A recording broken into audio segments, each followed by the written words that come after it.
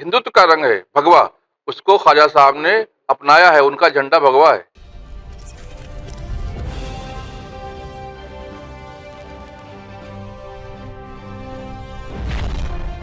Bharatiya Janata party अल्पसंख्यक मोर्चे के राष्ट्रीय अध्यक्ष जमाल सिद्दीकी एक दिवसीय दौरे पर आज अजमेर पहुंचे। मोर्चे के शहर अध्यक्ष सफीक खान ने बताया कि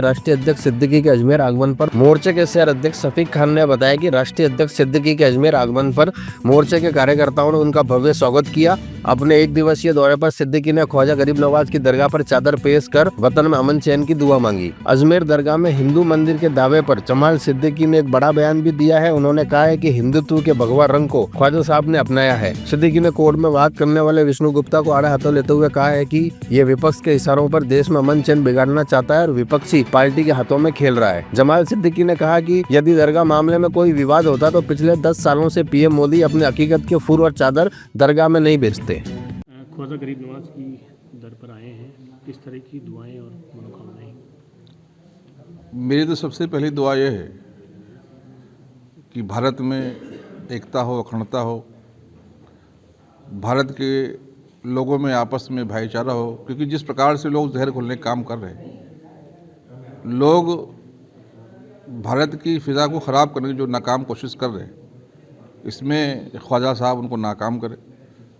माननीय प्रधानमंत्री श्री नरेंद्र मोदी जी ने जो भारत की उन्नति के लिए, तरक्की के लिए, भारत को विश्व गुरु बनाने का जो उन्होंने सपना देखा है, उसमें उनको कामयाबी मिले। जो हमारा भारत है वो विश्व गुरु बने और विश्व का नेतृत्व माननीय प्रधानमंत्री श्री नरेंद्र मोदी जी करें, ये मैं अर्जी लेकर ख्वाजा गरीब नवाज की दरगाह में आया हूँ।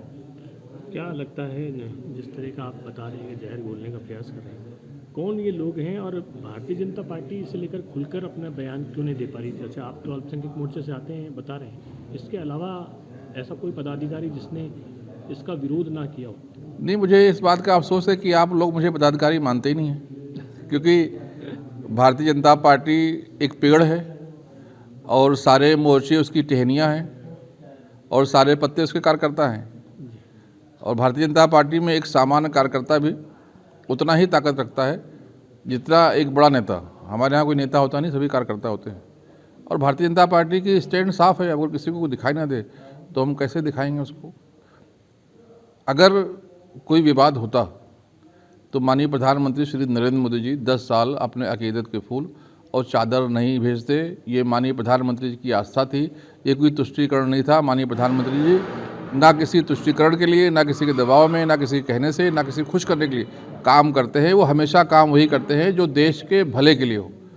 भारतीय जनता पार्टी धर्म को मानने वाली पार्टी है। भारतीय जनता पार्टी सभी धर्मों के आस्था को सम्मान करती है। भारतीय जनता पार्टी सबको साथ लेकर सबके विकास का काम करती है और सबका विश्वास भी अर्जित करने का काम करती है। लेकिन उस विश्वास को कुछ लोग हैं जो ठेस पहुँचाने का काम कर रहे हैं। वो वही लोग हैं जो बढ़ती हुई माननीय प्रधानमंत्री श्री नरेंद्र मोदी जी की लोकप्रियता को देखकर घबराए हुए हैं। आज देख रहे हैं कि जिस प्रकार से विश्व भर में माननीय प्रधानमंत्री जी का नेतृत्व ऊपर आ रहा है, सिर्फ भारत के लोग नहीं, पूरी दुनिया के लोग माननीय प्रधानमंत्री श्री नरेंद्र मोदी से उम्मीद रख रहे हैं कि ये विश्व में शांति पैदा करेंगे। तो जो बाहर की ताकतें हैं उनसे मिलकर कुछ लोग यहाँ पर अशांति फैलाने का काम कर रहे हैं। और कुछ वो लोग भी हैं जो मुसलमानों को वोट बैंक समझते थे, वोट बैंक समझकर पंचायत से लेकर पार्लियामेंट तक जीत कर जाते थे और सत्ता की मलाई खाते थे। अब उनको भी सत्ता दूर जाते हुए दिख रही है और वो देख रहे हैं कि अब मुसलमान जिस प्रकार से माननीय प्रधानमंत्री जी के नेतृत्व में विकसित हुआ है, इसका विकास हुआ है शिक्षा, रोजगार, स्वास्थ्य की योजनाओं में, और ख़ासतौर से राजनीति में भी जिस प्रकार से जागरूकता आई है। अब चाहे वो उत्तर प्रदेश का नतीजा हो, चाहे मुरादाबाद के कुदरती का विधानसभा हो जहाँ 90% मुसलमान रहते हैं, लेकिन वहाँ भारतीय जनता पार्टी की उम्मीदवार रामवीर सिंह जी लाख वोटों से ज़्यादा जीत कर आए। चाहे महाराष्ट्र में एक तरफा जीत हो, सुनामी आई जो वहाँ पर, अब लोग हताश हैं। ये हताश लोग सिर्फ दंगे की राजनीति समझते हैं और इन्होंने शुरू से ले ही मुसलमानों को दंगा करवाकर, डराकर उनको वोट बैंक के रूप में इस्तेमाल करने की कोशिश किया है। मैं आपके माध्यम से उनको संदेश देना चाहता हूँ कि अब वो दंगा कराने में कामयाब नहीं होंगे। भारत के लोग, हिंदू, मुस्लिम, सिख, ईसाई, सारे 140 करोड़ भारतीयों ने ये ठान लिया है कि अब भारत को विकसित भारत बनाएंगे। माननीय प्रधानमंत्री श्री नरेंद्र मोदी के नेतृत्व में हम भारत की उन्नति, तरक्की के लिए उनका सहयोग करेंगे और ये काम शुरू हो गया है।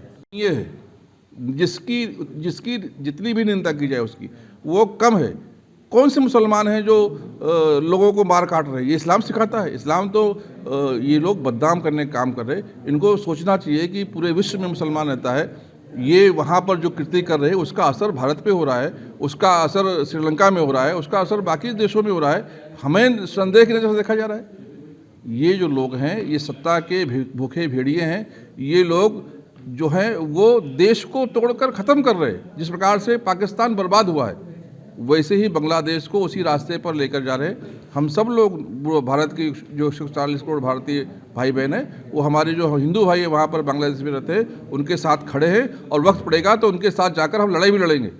उनको कोई भी नुकसान पहुँचाएगा तो भारत का मुसलमान खुश नहीं रह सकता है, भारत का हमारा 140 करोड़ भारतीय खुश नहीं रह सकता है। हम आपके माध्यम से संदेश देना चाहते हैं कि इनको चिंता करने की आवश्यकता नहीं है। हमारे पास नेता नरेंद्र मोदी जी है, वो उनको ठीक करने का काम जरूर करेंगे। तो अभी तक पहल क्यों नहीं करी जब इतना गंभीर मामला हो चुका है? देखिए, हम आप यहाँ बैठकर जो विदेश नीति है, जो कूटनीति है, उस पर चर्चा नहीं कर सकते। मैं इतना जानता हूँ कि माननीय प्रधानमंत्री जी का दिल बहुत संवेदनशील है, उनको बहुत दर्द हो रहा है, लेकिन वो कोई ना कोई उचित कदम जरूर उठाएंगे और जो हमारे हिंदू भाई हैं बांग्लादेश में वो पूरी तरह से सुरक्षित रहेंगे। जो हमारे पाकिस्तान में हिंदू भाई हैं, अल्पसंख्यक हैं, उनको कोई आँच नहीं उठा सकता। और उसका नतीजा आप देखे होंगे कि जो अभी सीए कानून आया, कांग्रेस ने 75 सालों से सिर्फ लटकाया। कांग्रेस के प्रधानमंत्री नेहरू जी और पाकिस्तान के प्रधानमंत्री लियाकत हुसैन ने जो समझौता किया था गांधी जी के कहने पर कि जो लोग बॉर्डर क्रॉस करके चाहे भारत से वहाँ जा रहे चाहे पाकिस्तान से यहाँ रहे और खून खराबा हो रहा हो, अभी ना जाएं। अगर उनको लगता है कभी जाना चाहिए तो जहाँ जाएंगे उनका हक वहाँ सुरक्षित रहेगा।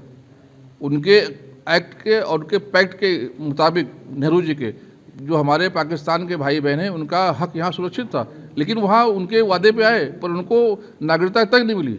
उनको भी सीए कानून लाकर न्याय देने का काम माननीय प्रधानमंत्री श्री नरेंद्र मोदी जी ने किया है। प्रधानमंत्री जी सबका साथ, सबका विकास, सबका विश्वास का जो नारा देकर काम करते हैं, उसमें सभी लोगों को विश्वास करने की आवश्यकता है। किसी के साथ अन्याय नहीं होगा और भारत इतना शक्तिशाली है कि अगर कोई हमारे लोगों को तकलीफ पहुंचाने की कोशिश करेगा तो उसको कुचल दिया जाएगा। कहूँगा कि हमें विचलित होने की आवश्यकता नहीं है। हमारे पास नेता है, हमारे पास नीति है और माननीय प्रधानमंत्री श्री नरेंद्र मोदी जी ने सबके साथ न्याय किया है, तो हमारे साथ अन्याय नहीं होगा। रहा बात कोर्ट के सवाल का कि कोर्ट ने सुनवाई क्यों नहीं किया, सुनवाई क्यों किया, ये भारत की खूबसूरती है।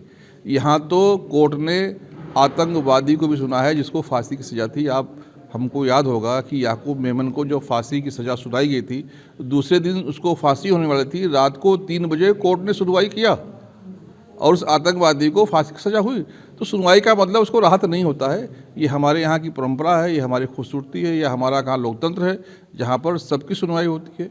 तो यहाँ पर जो लोगों ने पिटीशन डाला है उनकी भी सुनवाई हो रही है और मुझे पूरा यकीन है, विश्वास है, हमारे यहाँ के कोर्ट पर विश्वास है, हमारे संविधान पर विश्वास है कि उनका पिटीशन उनके मुँह पर मार दिया जाएगा। ख्वाजा गरीब नवाज का दर्द जो है हमेशा शांति और सद्भाव का पैगाम जो है वो देता है। उर्स से पहले इस तरह का वाद लगाना कितना सही मानते हैं? ये लोग देश को कमज़ोर करना चाहते हैं। ये देश विरोधी ताकतें हैं। ये प्रधानमंत्री श्री नरेंद्र मोदी जी के विरोधक हैं। ये भारत की एकता अखंडता को देखना नहीं चाहते हैं और सूफ़ी साहब ने तो एकता का संदेश दिया है। जो सूफ़ी साहब का दर है वो सबके लिए खुला हुआ है, सबको वहाँ आशीर्वाद मिलता है।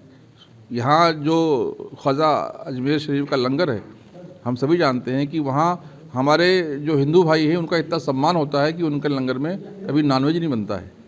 जो हिंदुत्व का रंग है भगवा, उसको ख्वाजा साहब ने अपनाया है, उनका झंडा भगवा है।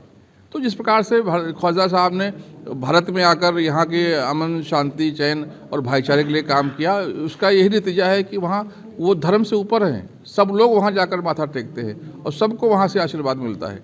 तो शैतान कुछ हैं जिनको ना खुदा में यकीन है, ना सूफी संतों में यकीन है, वो शैतान कुछ भी कर सकते हैं। तो वो प्रयास कर रहे हैं, लेकिन शैतान प्रयास तो कर सकता है लेकिन कामयाब नहीं हो सकता। हमेशा सत्यमेव जयते ही रहा है और सत्यमेव जयते होगा। मतलब आपने का मतलब है विष्णु गुप्ता ने जो पिटीशन दायर करी है वह गलत है? क्या विष्णु गुप्ता 800 साल के बाद पहला ऐसा विद्वान भारत में पैदा हुआ है जिसको इतना ज्ञान आ गया है कि वहाँ मंदिर था? माननीय प्रधानमंत्री श्री नरेंद्र मोदी जी की जो LIB है, जो वहाँ की उनकी इंटेलिजेंस वो फेल है, जो अभी तक पता नहीं कर पाई। इसके पहले भी बहुत सारे हमारे हिंदू भाई शासक रहे, क्या वो समझ नहीं पाए?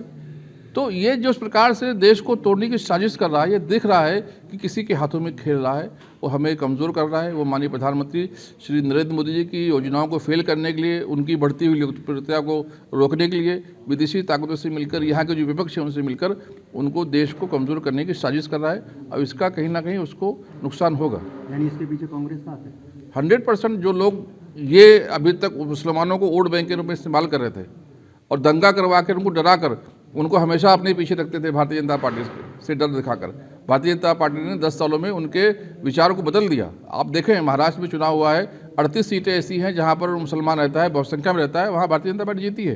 आप उत्तर प्रदेश के उपचुनाव में देखें, भारतीय जनता पार्टी जीती है, और ख़ास तौर से जो मुरादाबाद का कुंदरगी सीट है वहाँ 90% मुसलमान रहते हैं, और भारतीय जनता पार्टी के कार्यकर्ता रामवीर सिंह वहाँ पर 1 लाख से ज़्यादा वोटों जीते, सब मुसलमानों ने वोट दिया उनको। तो ये जो हिंदू मुस्लिम की एकता हो रही है, जो सब लोग मिलकर भारत को विकसित भारत बनाने की कोशिश कर रहे हैं, और जिस प्रकार से विश्व में माननीय प्रधानमंत्री जी की एक्सेप्टेंस बढ़ रही है, लोग उनसे उम्मीद कर रहे हैं, और सबको ये पता है कि विश्व जिस प्रकार से जल रहा है, जलने के कगार पर खड़ा हुआ है, हर जगह वार शुरू है, लड़ाई शुरू है, वहाँ पर अमन शांति अगर कोई कायम कर सकता है तो भारत का लाडला बेटा नरेंद्र मोदी कर सकता है। तो नरेंद्र मोदी जी को कमज़ोर करने की जो कोशिश कर रहे हैं वो मुँह की खाएंगे। भारत का 140 करोड़ भारतीय माननीय प्रधानमंत्री जी के साथ खड़ा है, उनके विकसित भारत अभियान में अपना सहयोग दे रहा है, और हम सब लोग हिंदू मुस्लिम सिख ईसाई भाई मिलकर माननीय प्रधानमंत्री जी को विश्व नेता बनते हुए देखना चाहते हैं। अब उनको कोई रोक नहीं सकता है।